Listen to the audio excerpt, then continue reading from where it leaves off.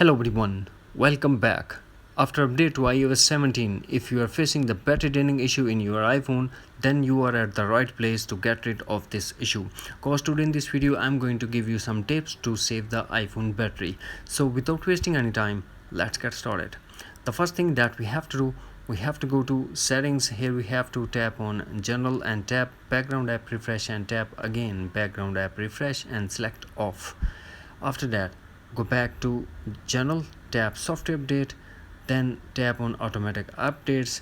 Now turn off iOS update, install iOS update, and also turn off download iOS updates.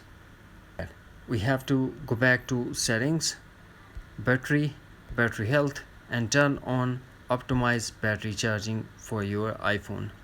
Then go back to settings again and tap on Bluetooth and turn off Bluetooth if it's not connected to any device. Then go back to settings and turn off Wi-Fi or mobile or cellular data if you are not using internet. So disconnect the VPN if it's connected. After that, we have to launch settings and privacy.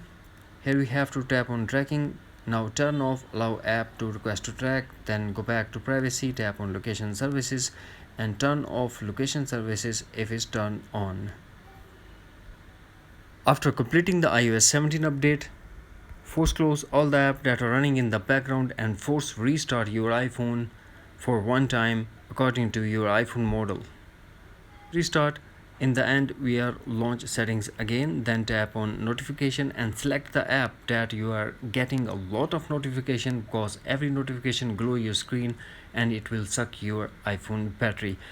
And for example, if you are getting a lot of notification from the Facebook, tap on Facebook and turn off allow notification to save the iPhone battery.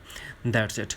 Hopefully friends, you found this video helpful. So please do like, share and subscribe. Thanks for watching. Take care. Bye bye.